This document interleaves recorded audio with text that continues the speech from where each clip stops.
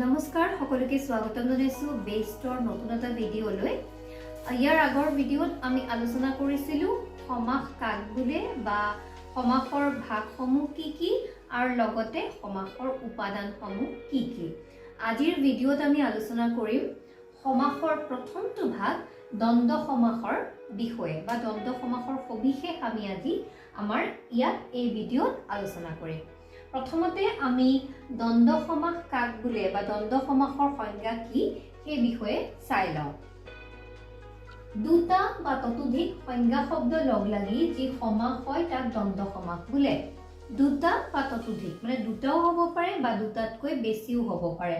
দুটা বা তাতোকৈ অধিক সংজ্ঞা শব্দ লগ লাগি, সংজ্ঞা শব্দ মানে ইয়াত বুজাইছে যি শব্দৰ নিজস্ব অৰ্থ আছে বা বিশেষ কিছুমান যি পদ থাকে সেই বিশেষ পদসমূহ লগ লাগি বা কিছুমান সংজ্ঞা শব্দ লগ লাগি যি সমাস হয় তাক কি বুলি কোৱা হয়? দ্বন্দ্ব সমাস বুলি কোৱা হয়। এতিয়া দ্বন্দ্ব সমাসৰো আকৌ আমি তিনিটা ভাগ পাওঁ, যিকেইটা হৈছে ইতৰেতৰ দ্বন্দ্ব, সমাহাৰ দ্বন্দ্ব আৰু একশেষ দ্বন্দ্ব। যেনেধৰণে আমি সমাসৰ ভাগ ৬টা পাইছিলো, ইয়াতে আমি তাৰ সমাসৰ প্ৰথমটো ভাগ এই দ্বন্দ্ব সমাসৰ আকৌ তিনিটা ভাগ পাইছো। এই তিনিটা ভাগ ইতৰেতৰ দ্বন্দ্ব, সমাহাৰ দ্বন্দ্ব আৰু একশেষ দ্বন্দ্ব। এতিয়া চাওঁ ইতৰেতৰ দ্বন্দ্ব কাক কোৱা হয়। আমি যেতিয়া আমি উদাহৰণ দিম তেতিয়া ছাত্ৰ ছাত্ৰীসকলে খুব সুন্দৰকৈ বুজি পাবা। প্ৰথমতে খালি আমি সংজ্ঞা কেইটা আলোচনা কৰি লৈছো। ইতৰেতৰ দ্বন্দ্ব কাক বোলে? যি দ্বন্দ্ব সমাসত সমস্যমান পদবোৰৰ অৰ্থ একেই থাকে তেনে দ্বন্দ্ব সমাসকে কি বুলি কোৱা হয়? ইতৰেতৰ দ্বন্দ্ব সমাস বুলি কোৱা হয়। আমি যেতিয়া সমাস পঢ়িছিলো, সমাসৰ উপাদানসমূহ পঢ়িছিলো, তেতিয়া আমি উপাদান কেইটা পাইছিলো? তিনিটা উপাদান পাইছিলো আৰু সেইকেইটা আছিলে সমস্ত পদ, ব্যস্ত পদ আৰু ব্যাস বাক্য। আৰু মই তেতিয়াই কৈছিলো যে ব্যস্ত পদক কেতিয়াবা সমস্যমান পদ বুলিও কোৱা হয়। ব্যস্ত পদক আমি সমস্যমান পদ বুলিও ক'ব পাৰো বা ব্যস্ত পদ বুলিও ক'ব পাৰো। যিকোনো এটা শব্দ আমি তাৰ ব্যৱহাৰ কৰিব পাৰো। গতিকে ইয়াত ব্যৱহাৰ কৰা হৈছে সমস্যমান পদ। যি দ্বন্দ্ব সমাসত সমস্যমান পদবোৰৰ অৰ্থ একেই থাকে।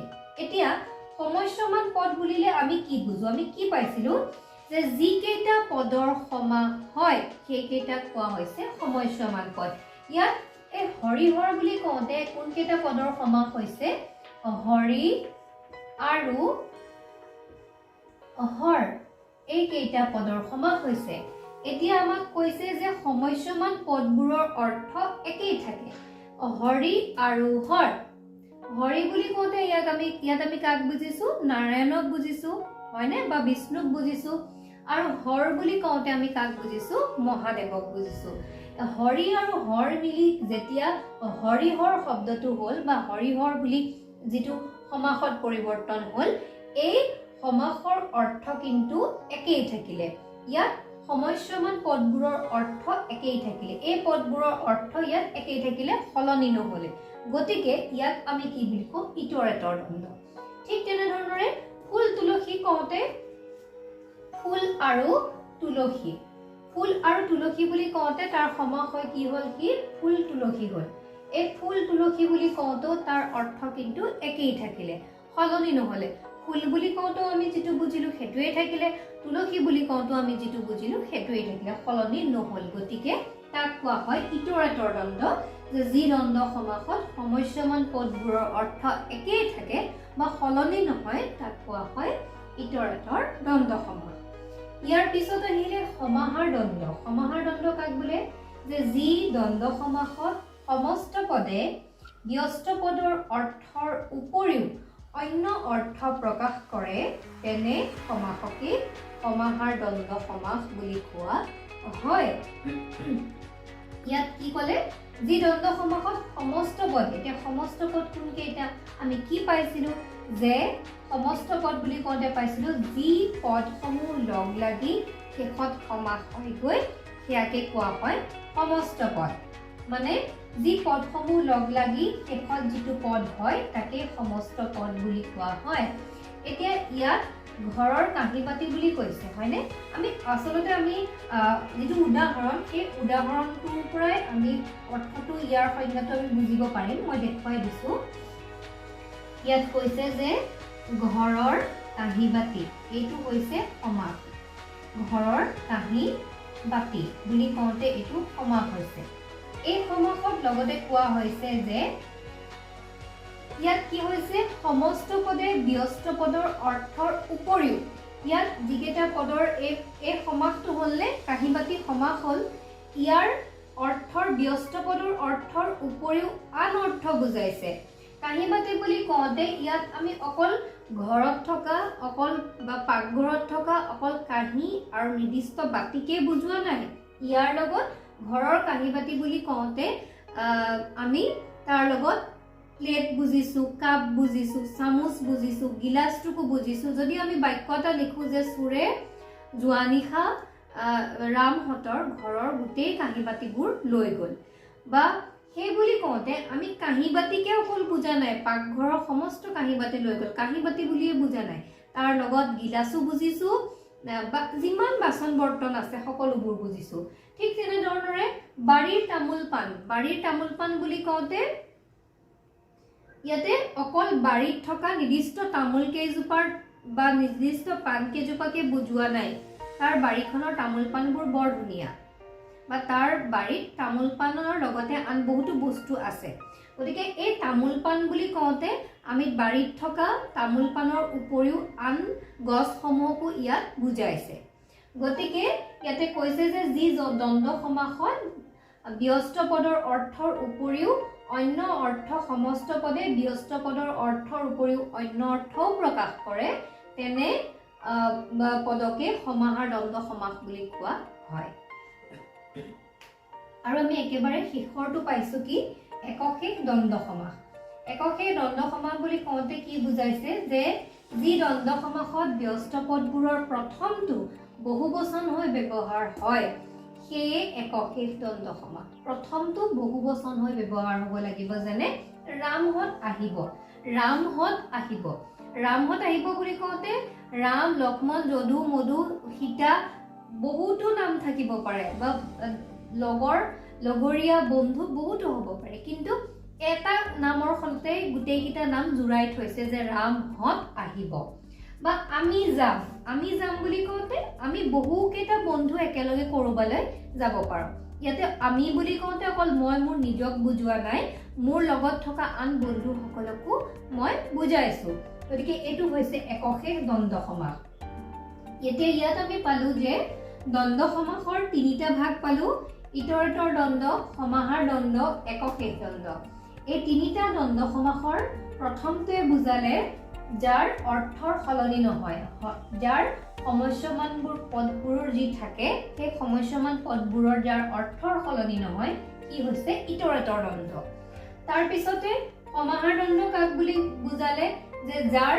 সমস্ত পদে ব্যস্ত পদৰ অৰ্থৰ উপৰিও আন অৰ্থও বুজায় সেয়া হৈছে সমাহাৰ দ্বন্দ্ব আৰু একশেষ দ্বন্দ্ব কাক বুজালে যে যি দ্বন্দ্ব সমাসত ব্যস্ত পদবোৰৰ প্ৰথমটো বহুবচন হৈ ব্যৱহাৰ হয় তাকে একশেষ দ্বন্দ্ব বুলি কোৱা হয় এতিয়া যেতিয়া প্ৰথম শব্দটো বহুবচন হৈ ব্যৱহাৰ হ'ব তেতিয়া আমি গম পাম যে এইটো দ্বন্দ্ব সমাসৰ যি শেষৰ ভাগটো আছিলে একশেষ দ্বন্দ্ব সমাস সেই এইটো একশেষ দ্বন্দ্ব সমাসৰ এটা ভাগত পৰিব সেই বুলি আমি মনতে ধৰি ল'ব লাগিব আৰু দ্বন্দ্ব সমাস বুলি কওঁতে আমি কি বুজিলো যে দুটা বা ততোধিক সংজ্ঞা শব্দ লগ লাগি এতিয়া ইয়াত বাৰু তোমালোকে শব্দবোৰ মন কৰিছেনে গোটেইকেইটা সংজ্ঞা শব্দ যেনেকৈ হৰিৰ অৰ্থ আছে নিজস্ব হৰৰ অৰ্থ আছে ফুলৰ অৰ্থ আছে তুলসীৰ অৰ্থ আছে কাঁহীৰ অৰ্থ আছে বাতি এই গোটেইবিলাকৰ অৰ্থ আছে গতিকে এয়া হৈছে সংজ্ঞা শব্দ আৰু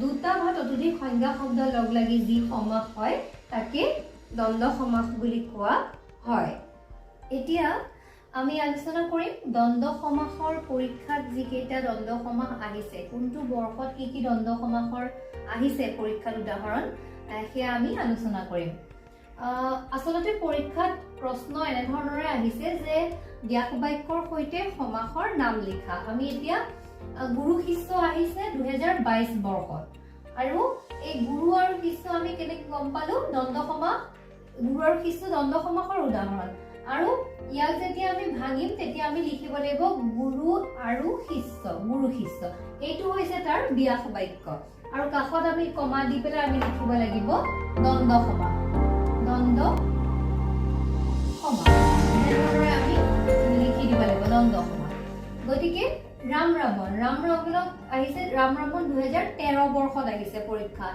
আৰু 2013 বৰ্ষৰ দশম মানৰ এইখিনি দশম মানৰ প্ৰশ্ন কাকতত অহা কথা মই কৈ আছো 2013 বৰ্ষত আহিছে ৰাম ৰাৱণ আৰু ৰাম ৰাৱণক আমি যেতিয়া বিয়াস বাক্যলৈ নিম কি হ'ব ৰাম আৰু ৰাৱণ আৰু কাষত আমি লিখিব লাগিব ঠিক তেনেধৰণৰে দ্বন্দ্ব সমাস ৰাধা কৃষ্ণ আহিছে 2015 চনত ইয়াক আমি বিয়াস বাক্যলৈ নিলে কি হ'ব ৰাধা আৰু কৃষ্ণ আৰু তাৰ পিছত আহিছে 2021ত আমি বুলি আহিছে আমি এতিয়া আমি বুলি কওঁতে বহুত কেইটা ইয়াত হ'ব পাৰে মই তেওঁ তাই আৰু তেখেত মই ইয়াত লিখিছো মানে মোৰ লগতে মোৰ আন সংগী সকলো আহিছে গতিকে আমি সকলোবিলাক মিলি কি হ'ব আমি আৰু ইয়াতে এটা কথা দ্বন্দ্ব সমাসত মন কৰিবা আমি প্ৰায়ে দেখিছো ইয়াতে এটা শব্দৰ ব্যৱহাৰ সবতে হৈছে কোন কেইটাত বাৰ সকলোতে কোন কেইটাত হৈছে আৰুটো ব্যৱহাৰ হৈছে আৰু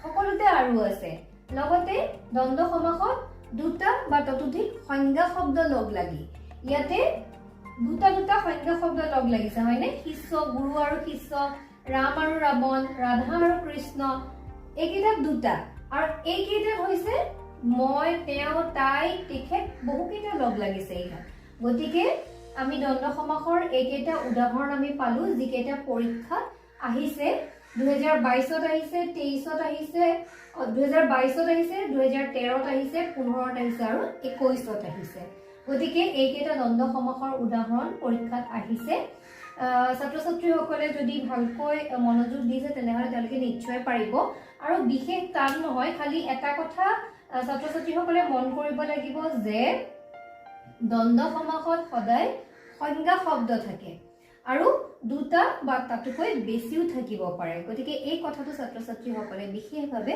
মন কৰিব লাগিব ইয়াৰ পিছৰ ভিডিঅ'ত আমি আলোচনা কৰিম দ্বন্দ্ব সমাসৰ পিছত দ্বিগু সমাস যিটো আছে এই দ্বিগু সমাস আমি ইয়াৰ পিছৰ ভিডিঅ'ত আলোচনা কৰিম গতিকে আজিৰ ভিডিঅ'টো যদি ভাল লাগিলে এটা লাইক কৰিব আৰু আমাৰ চেনেলটোক যদি আপোনালোকে এতিয়ালৈকে সাবস্ক্ৰাইব কৰা নাই প্লিজ চেনেলটোক সাবস্ক্ৰাইব কৰি এনে ধৰণৰ ভিডিঅ'সমূহ পাই থাকিবলৈ নটিফিকেশ্যন বেলটো প্ৰেছ কৰি দিব